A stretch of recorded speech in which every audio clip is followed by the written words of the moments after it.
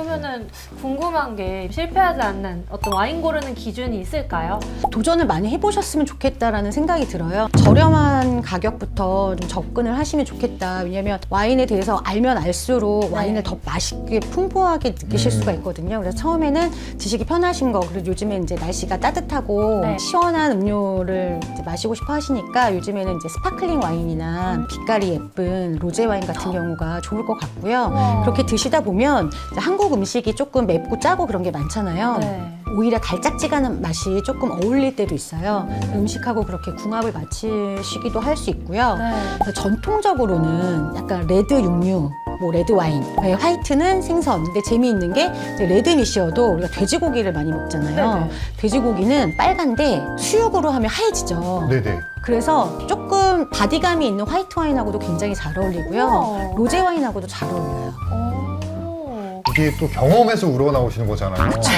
많이 마셔보는 게 그걸 따를 수는 없죠. 이거 또 와. 편집장님은 한 20년의 역사와 전통이 있으시니까. 숙성되셨어요. 얼마나 드셨어요? 미각이 그러면? 숙성. 제가 사실은 와인을 그렇게 많이 마시지는 않아요. 그냥 저도 반주 정도로만 마시지 네. 와인 하면 건강에 좋다라는 약간 개념이 있잖아요. 네네. 뭐 프렌치 파라독스다 막 이래가지고 네. 와인은 조금 건강에 좋은 술이라고 생각하시는 경우가 있는데 제가 이제 뭐 강의가 있거나 네. 아니면 이제 이런 많은 분들 만날 때마다 말씀드리는 게 프랑스에서도 알코올 중독자들 다 와인병을 끼고 있다. 아. 얘는 알코올이기 때문에 너무 많이 드시는 건 저는 추천하지는 않고 네. 그리고 또 와인의 특징은 뭐냐면 음식을 먹을 때 음식의 힘을 누르지 않아야 돼요, 음료가. 페어링이라 하죠. 예, 근데 그게 맛과 그런 것도 어울려야 하지만 네. 음식을 먹었을 때 음식이 가장 마시는 알코올 도수가 한 13도에서 14도 정도예요. 오, 생각보다 좀 있네요. 네, 그 정도에 먹으면 음식이 훨씬 더 부드러워지기 때문에 와인이 음식하고 페어링하기에는 가장 좋은 술이 아닌가라는 생각이 도수가 들어요. 조금 있어야 되네. 그러니까요. 레드 와인이 최대 도수가 14도 정도니까 요즘에 소주가 조금 더 낮아졌잖아요. 그쵸, 그쵸. 네, 근데 그렇게 많이 높은 건 아니고요. 화이트 네. 와인 같은 경우에는 한 11도에서 한 13도 정도 더 사이니까. 낮네요. 예. 제가 애용하는 와인이 매번 제가 가는 식당에 있진 않잖아요. 그쵸. 그래서 제가 뭐 데이트를 하러 식당에 갔는데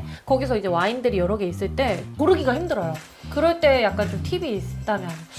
사실 그 레스토랑마다 와인 리스트가 다 달라요. 코리아 와인 챌린지만 해도 매년 한 900종 정도가 들어온다고 말씀을 드렸잖아요. 근데 뭐 식당마다 호텔마다 다 다르기 때문에 기본적으로 저는 제일 쉽게 전달드리는 거는 스파게티 같은 면류 네. 그 다양한 소스를 마실 때는 꼭 이태리 와인을 먹어라. 오. 이태리 와인 중에 뭐 산지오베제라는 품종이 있는데 네. 그 품종이 토스카나 지역, 토스카나. 예, 피렌체가 중심인 지역인데요. 그 토스카나 지역에서 나오는 산지오베제로 만든 와인을 드시면 가장 밀가루랑 잘 어울린다는 생각이 들어요. 밀가루, 토마토 소스 이런 거랑 굉장히 잘 어울리고요. 네. 아까 말씀드렸던 것처럼 조금 한국 음식하고 좀 많이 드실 때는 화이트 와인도 괜찮다.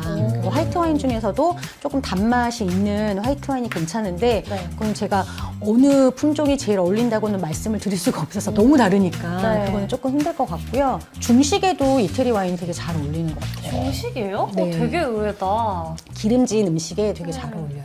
이렇게 짜장면에 어울리는 짜장면, 짜장면에도 말씀하신 거가 워낙 이게 많잖아요. 이게 품종이잖아요. 네. 와인의 뭐 브랜드나 라벨이 아니라. 네네. 그럼 와인병을 딱 봤을 때 뭘 보고 그 품종을 확인할 수 있을까요? 와인병을 보시면 네. 기본적으로는 품종 이름이 들어가 있어요. 그런데 네. 유럽 와인, 구세계 와인 같은 경우는 품종이 들어가 있지 않은 경우가 많아요. 그럴 때 어떻게 해요?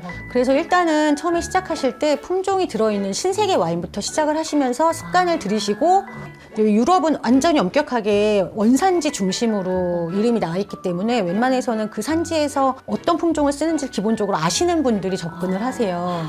그리고 원산지에 강한 통제를 받지 않을 경우에는 유럽에서도 품종 이름을 쓰긴 하거든요. 네. 그러면 원산지하고 조금 동떨어진 개념의 와인이라서 아주 고가의 와인이 아닐 수가 있어요. 그러니까 와인을 딱 드시는 분들은 아시네요. 이제. 그러게요. 어느 지방 하면 딱 뭐가 네, 네. 뭐겠구나 네. 하는 그 연상이 되겠네요. 네. 저는 이제 바디감 있는 그런 와인이 좀 이제 괜찮은 것 같은데 네. 좀 이제 추천해 주실 만한 그런 와인은 없을까요? 저는 사실 바디감이 있어서 좀 와인을 아주 잘 드신다 그러면 프랑스의 보르도는 대표적인 레드와인 산지인데 5개 품종을 이제 블렌딩을 하거든요. 네. 레드와인의 가장 대표적인 품종이 까베르네 소비뇽이랑 네. 메릴로라는 품종을 주로 해서 블렌딩을 해서 만드는데 그런 와인들은 조금 바디감이 있고 오래 지속이 돼서 네. 이제 우리 한국 사람들처럼 고기 좋아하는 분들한테 굉장히 잘 맞아요. 그런데 이런 프랑스 와인이나 구세계 와인 같은 경우는 와인 용어로는 좀 복합적이라는 말을 많이 해요. 그러니까 좀 복잡하다는 거죠. 맛을 느낄 때 네. 되게 민감한 미각을 가져야 돼요. 그래서 조금 초보시라면 이제 호주의 시라즈, 시라즈. 네, 아니면 아르헨티나의 말백 이런 오. 와인들을 추천드립니다. 신데리 와인인가요? 네, 신데리 와인입니다. 금방 저도, 아시네요. 저도 궁금해요. 저는 좀 드라이하고 네. 떫은 맛이 있는 와인을 좋아하거든요. 저한테 추천해 주실 와인. 레드 와인. 레드 와인. 탄닌이 많은 와인은 말백도 괜찮고 네. 일단은 까베르네 소비뇽 베이스로 하는 와인들은 거의 탄닌이 있어서 네. 레드 와인은 다 괜찮으실 것 같아요. 자, 그러면 그 레드 와인은 어떤 종류가 있을까요?